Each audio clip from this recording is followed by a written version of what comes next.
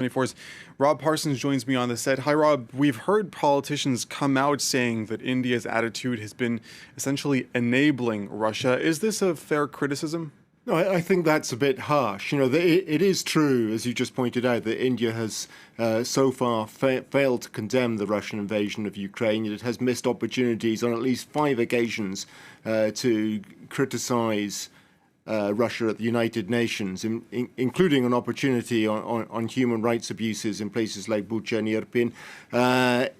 It continues to import Russian oil and seems ready to take the opportunity of discount prices of Russian oil to take more. And according to the leaders of China and Russia, India sees eye to eye on their position on the war and on the general strategic outlook of the world. On that final point, I think that's just wishful thinking on the part of the Russians and the Chinese. India is looking out for its own strategic interest first and foremost. On the question of oil, the Indian response to that is, well, look, the European Union, since the start of the war in Ukraine, has imported somewhere in the region of 50 billion euros worth of Russian oil and gas. Yes, now its position is changing. It looks like there will be sanctions coming in before the end of this year. And on the other 2 points, well, India says, look, it's not that we haven't been critical. We've said that this war is wrong, that it shouldn't be happening, there should be a ceasefire. The foreign minister has criticized, for instance, the human rights abuses in the town of Bucha outside Kiev. As the Indians would see it, the criticism coming their way is overstated. Yet there's no doubt that the expectation, certainly from Western countries, is that India ought to be doing more as a major democracy, which has allied itself by and large with the West over the years. There are great expectations of it. At the meeting with the German Chancellor Scholz on Monday, Chancellor Scholz invited India to the next G7 meeting as Germany's special guest.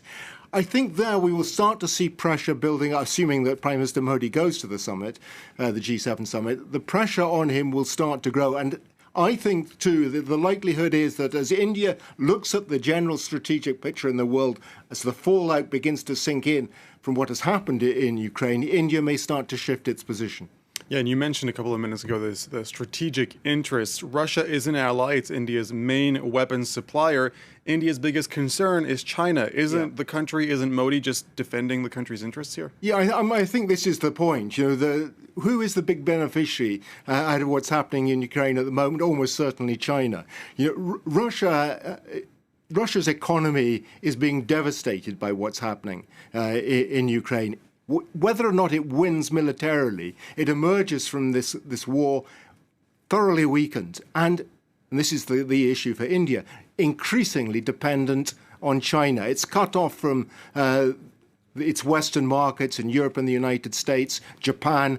It is forced, whether it likes it or not, to turn to China. That makes it dependent on China. That's bad news for India, because China has been India's main military strategic concern for decades. There have been constant clashes on the disputed border between the two countries, which is why initially India turned to Russia, or before that the Soviet Union, for military help. But now, with Russia so tied and so dependent on China, can it rely on China? Can it rely on Russia? I think the assumption must increasingly be for the Indians that it cannot, that it has to turn elsewhere for military support and global relations. Countries like France, which already is in the process of supplying 36 Rafale combat aircraft. I think we're going to see India gradually shift its position in the months and years ahead. Press 24's Rob Parsons with the all-important analysis. Rob, thank you very much.